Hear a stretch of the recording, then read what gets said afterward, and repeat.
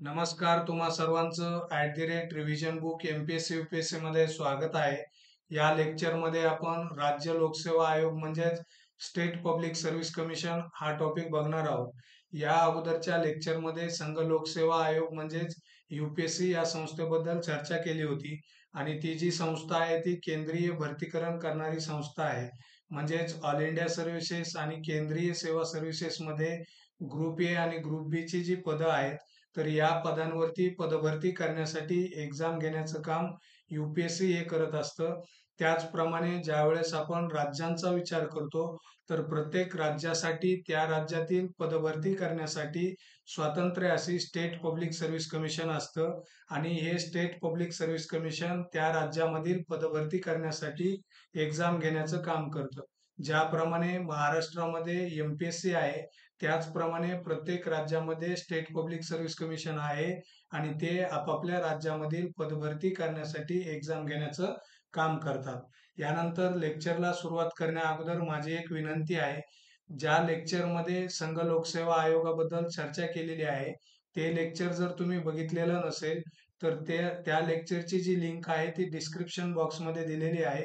तर प्लीज हे लेक्चर झाल्याच्या नंतर ते लेक्चर देखील तुम्ही बघून घ्या. 1919च्या ऍक्ट मधील तरतुदीनुसार 1926 मध्ये यूपीएससी ची स्थापना करण्यात आली आणि प्रांतीय लोकसेवा आयोग म्हणजेच प्रोव्हिन्शियल पब्लिक सर्व्हिस कमिशन, त्याचबरोबर संयुक्त लोकसेवा आयोग म्हणजे जॉईंट पब्लिक सर्व्हिस कमिशन या दोन्ही आयोगाच्या स्थापनेची जी तरतूद आहे ती 1935च्या ऍक्ट मध्ये करण्यात आली होती आणि याच प्रांतीय लोकसेवा आयोगाचं नाव नंतर राज्य लोकसेवा आयोग म्हणजे स्टेट पब्लिक सर्व्हिस कमिशन असं करण्यात आलं होतं. यानंतर आपण UPSC, state public service commission आणि जॉईंट पब्लिक सर्व्हिस कमिशन या तिन्ही आयोगामध्ये काय फरक आहे हे बघूयात. संघ लोकसेवा आयोग आणि राज्य लोकसेवा आयोग या दोन्ही आयोगाचा जो समावेश आहे तो राज्यघटनेच्या भाग 14 मध्ये केलेला आहे आणि या दोन्ही आयोगाच्या ज्या तरतुदी आहेत त्या आर्टिकल 315 पासून ते आर्टिकल 323 पर्यंत केलेल्या आहेत.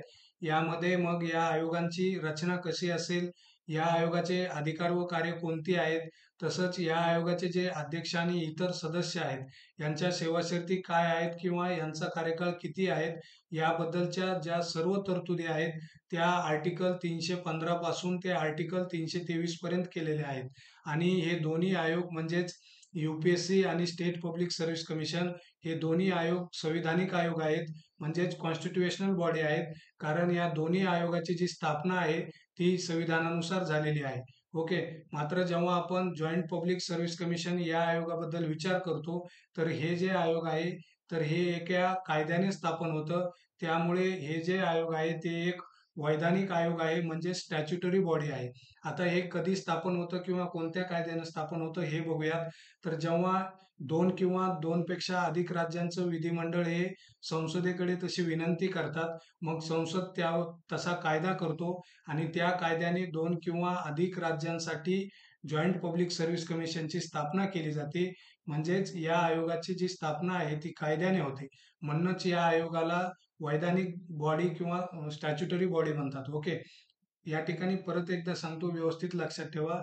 जे जॉईंट पब्लिक सर्व्हिस कमिशन आहे हे दोन किंवा अधिक राज्यांसाठी स्थापन केलं जातं आणि हे संसदेच्या कायद्यानुसार स्थापन केलं जातं आणि हे कायद्यानुसार स्थापन होतं म्हणून याला आपण स्टॅच्युटरी बॉडी म्हणजेच वैधानिक संस्था म्हणतो.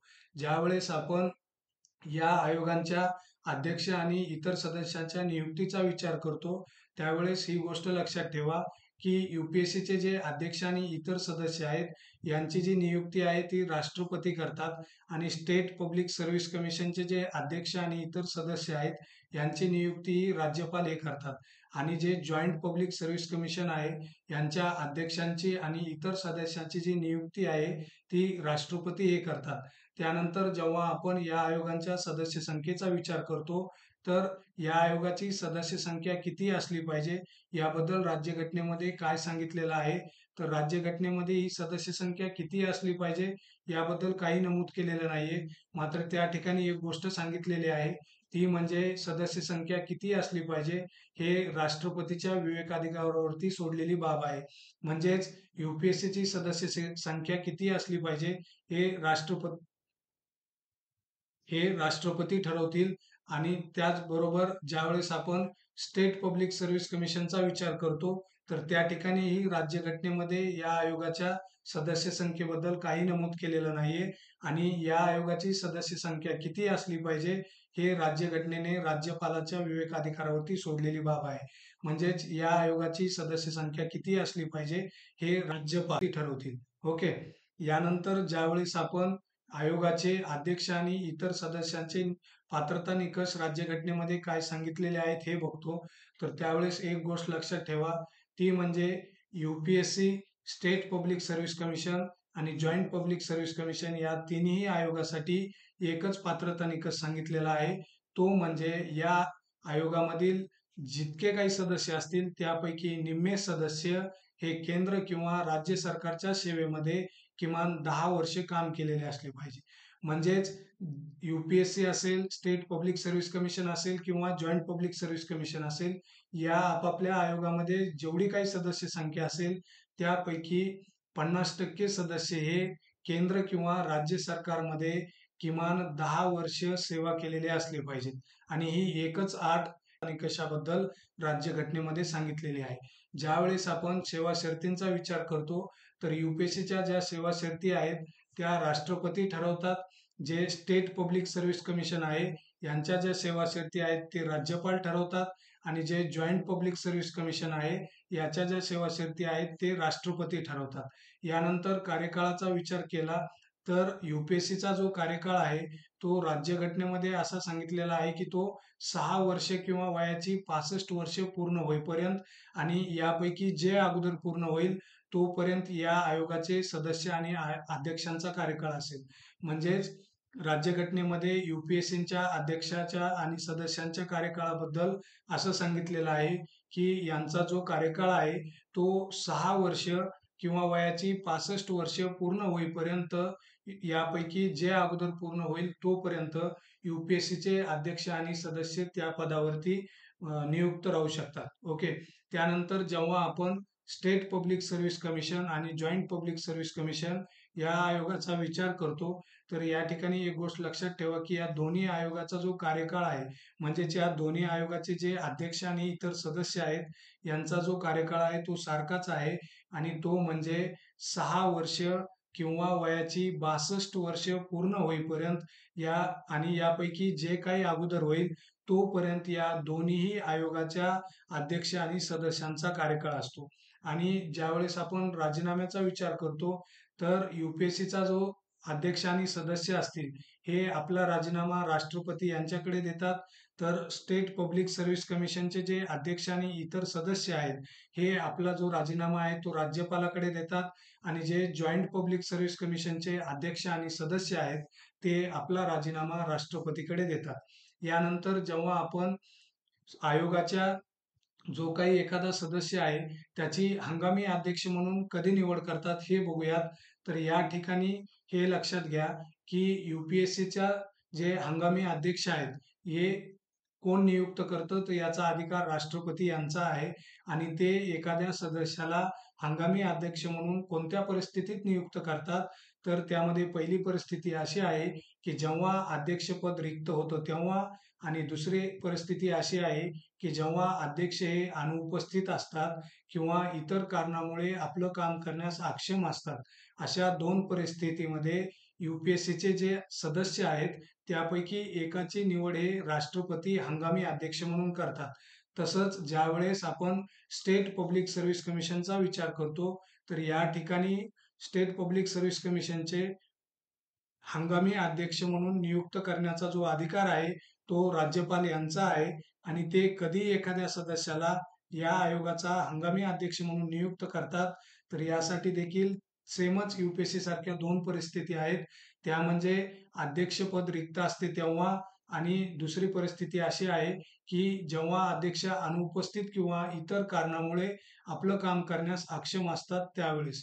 बरोबर आहे. या ठिकाणी या गोष्टी व्यवस्थित लक्षात ठेवा. जेव्हा आपण या आयोगाचे अध्यक्ष आणि सदस्य यांच्या पदच्युतीबद्दल विचार करतो, तेव्हा एक गोष्ट लक्षात ठेवा, ते म्हणजे UPSCचे जे अध्यक्ष आणि सदस्य आहेत यांना पदच्युत करण्याचा अधिकार हा राष्ट्रपतीचा आहे आणि तेच त्यांना पदच्युत करतात. त्याचबरोबर स्टेट पब्लिक सर्व्हिस कमिशनचे जे अध्यक्ष आणि सदस्य आहेत यांना देखील पदच्युत करण्याचा जो अधिकार आहे तो राष्ट्रपतीचाच आहे. आणि त्याचबरोबर जे जॉईंट पब्लिक सर्व्हिस कमिशन आहे या आयोगाच्या अध्यक्षांना आणि सदस्यांना पदच्युत करण्याचा अधिकार हा देखील राष्ट्रपती यांचाच आहे. म्हणजे या तिन्ही आयोगांचे जे अध्यक्ष आणि सदस्य आहेत यांना पदच्युत करण्याचा जो अधिकार आहे तो राष्ट्रपतीचाच आहे. भलेही त्यांना कोणाला राज्यपाल नियुक्त करत असतील, कोणाला राष्ट्रपती करत असतील, मात्र ज्यावेळेस या तिन्ही आयोगाचे अध्यक्ष आणि सदस्य यांना पदच्युत करण्याची वेळ येते आणि तेव्हा त्याचा जो अधिकार आहे तो राष्ट्रपती यांचा आहे. तर यांना कुठल्या कारणावरून पदच्युत केलं पाहिजे हे राज्यघटनेमध्ये सांगितलेलं आहे का? तर हो, सांगितलेलं आहे. आणि त्यासाठी 4 कारणावरून राष्ट्रपती हे या आयोगांच्या अध्यक्षांना आणि सदस्यांना पदच्युत करतात. त्यामध्ये पहिलं कारण आहे की जर अध्यक्ष किंवा सदस्य ज्याला पदच्युत करायचा आहे तो नादार किंवा दिवाळखोर जर ठरलेला असेल, तेव्हा त्यानंतर जर इतर ठिकाणी पैशासाठी जर नोकरी स्वीकारली असेल तेव्हा, आणि तिसरी तरतूद अशी आहे की शारीरिक किंवा मानसिक दुर्बलतेमुळे पदावर राहण्यास जर ते अध्यक्ष किंवा सदस्य ज्यांना पदच्युत करायचे ते अक्षम असतील, तर या 3 परिस्थितीमध्ये त्या आयोगांच्या अध्यक्षांना आणि सदस्यांना हे पदच्युत करण्याचं काम राष्ट्रपती हे करत असतात. आणि या तिन्ही आयोगासाठी या सेमच तरतुदी आहेत. ओके. आणि चौथी तरतूद अशी आहे की या अध्यक्षांना आणि आयोगांना चौथं कारण म्हणजे गैरवर्तनाचं कारण. या कारणावरून देखील या आयोगांना किंवा अध्यक्षांना पदावरून पदच्युत केल्या जाऊ शकतं.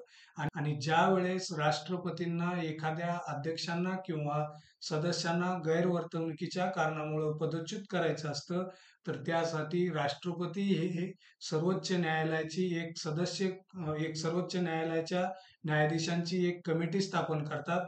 आणि त्या कमिटीच्या जर चर्चेमध्ये किंवा त्या कमिटीच्या जर रिपोर्टमध्ये त्यांना असं आढळलं की हे जे आयुक्त किंवा अध्यक्ष आहेत ज्यांना पदच्युत करायचं आहे ते गैरवर्तन केलेलं आहे, तर त्यावेळेस जो सल्ला सर्वोच्च न्यायालयाची कमिटी देईल तर तो जो काही सल्ला आहे तो राष्ट्रपतीवर बंधनकारक आहे. म्हणजेच त्या सल्ल्यानुसारच राष्ट्रपतीला निर्णय द्यावा लागतो. ओके. यानंतर ज्यावेळेस आपण या तिन्ही आयोगाचे जे अध्यक्ष किंवा सदस्य आहेत यांनी पद सोडल्यानंतर पुढं काय होतं ते बघूयात. तर UPSCचे जे अध्यक्ष आहेत यांनी जर पद सोडलं तर ते परत कोणत्याच पदावरती नियुक्त होण्यासाठी पात्र नसतात. ओके. मात्र जे सदस्य आहेत UPSCचे यांनी जर आपलं पद सोडलं तर ते UPSCचे अध्यक्ष बनू शकतात किंवा स्टेट पब्लिक सर्व्हिस कमिशनचे अध्यक्ष बनू शकतात. ओके. व्यवस्थित लक्षात ठेवा, जे UPSCचे अध्यक्ष आहेत हे पद सोडल्यानंतर भारत सरकारच्या किंवा राज्य सरकारच्या कुठल्याही पदावरती पदनियुक्त होऊ शकत नाहीत. मात्र जे या UPSCचे सदस्य आहेत आणि त्यांनी आपल्या सदस्यत्वाचा राजीनामा दिला किंवा त्यांनी ते पद सोडलं किंवा त्यांचं जर ते पद संपलं तर ते सदस्य UPSCचे अध्यक्ष बनण्यास देखील पात्र असतात किंवा स्टेट पब्लिक सर्व्हिस कमिशनचे अध्यक्ष बनण्यास पात्र असतात. तसंच जेव्हा आपण स्टेट पब्लिक सर्व्हिस कमिशनचा विचार करतो तर जे या राज्य लोकसेवा आयोगाचे अध्यक्ष आहेत यांचं पद संपल्यानंतर किंवा यांनी सोडल्यानंतर ते UPSCचे अध्यक्ष म्हणून नियुक्त होण्यास पात्र असतात किंवा UPSCचे सदस्य म्हणून देखील नियुक्त होण्यास पात्र असतात. आणि जे किंवा इतर कोणत्याही स्टेट पब्लिक सर्व्हिस कमिशनचे अध्यक्ष होण्यास पात्र असतात. बघा, परत एकदा सांगतो, जे स्टेट पब्लिक सर्व्हिस कमिशनचे अध्यक्ष असतात यांनी आपलं पद सोडल्यानंतर ते UPSCचे अध्यक्ष किंवा UPSCचे सदस्य बनण्यास पात्र असतात. आणि त्याचबरोबर ते इतर कोणत्याही स्टेट पब्लिक सर्व्हिस कमिशनचे अध्यक्ष बनण्यास देखील पात्र असतात. आणि जेव्हा आपण सदस्यांचा विचार करतो तर जे स्टेट पब्लिक सर्व्हिस कमिशनचे सदस्य आहेत ते UPSCचे अध्यक्ष बनू शकतात किंवा ते UPSCचे सदस्य देखील बनू शकतात आणि ते इतर स्टेट पब्लिक सर्व्हिस कमिशनचे देखील अध्यक्ष बनू शकतात. ओके. मात्र या ठिकाणी कोणताच अध्यक्ष किंवा कोणताच सदस्य पुनर्नियुक्तीसाठी पात्र नसतो. म्हणजेच एखादा पदावरती तुम्ही परत त्याच पदावरती दुसऱ्यांदा नियुक्त होण्यासाठी पात्र नसतात. तुम्ही दुसऱ्या ठिकाणी पात्र होऊ शकतात, जे या ठिकाणी राज्यघटनेमध्ये सांगितलेलं आहे, त्या ठिकाणी तुम्ही पात्र होऊ शकतात. मात्र जर तुम्ही अध्यक्ष असाल, तर परत त्याच ठिकाणी तुम्ही अध्यक्ष म्हणून नियुक्त होण्यास पात्र नसतात. ओके. आय होप की आतापर्यंत राज्य लोकसेवा आयोगाबद्दलच्या ज्या काही तरतुदी तुम्हाला सांगितलेल्या आहेत, त्या लक्षात आल्या असतील आणि जे विद्यार्थी हे लेक्चर रिव्हिजनसाठी बघत होते किंवा ज्यांनी मी शिकवलेले संघ लोकसेवा आयोगाचे दोन्ही लेक्चर बघितले आहेत, त्यांनी या लेक्चरचा पुढचा भाग बघण्याची गरज नाही. कारण या आयोगाच्या महत्त्वाच्या ज्या गोष्टी आहेत, त्या या भागामध्ये सांगितलेल्या आहेत आणि पुढच्या भागात जे शिकवणार आहे, त्यात आणि आधी शिकवलेल्या संघ लोकसेवा आयोगाच्या लेक्चरमध्ये एवढाच फरक आहे की ज्या ठिकाणी UPSC साठी राष्ट्रपती आणि केंद्र आहे, त्या ठिकाणी स्टेट पब्लिक सर्व्हिस कमिशन साठी राज्यपाल आणि राज्य आहे. त्यामुळे या लेक्चरचा पुढचा भाग नाही बघितला तरी चालेल. मात्र ज्या विद्यार्थ्यांनी ते लेक्चर बघितलेले नाहीत, त्यांनी स्टेट पब्लिक सर्व्हिस कमिशनचे दोन्ही भाग बघणं गरजेचं आहे. आणि या लेक्चरमध्ये दिलेली माहिती जर तुम्हाला आवडली असेल, तर लेक्चरला लाईक करा, शेअर करा आणि चॅनलला सबस्क्राईब करा. Thank you for watching this video. जय हिंद.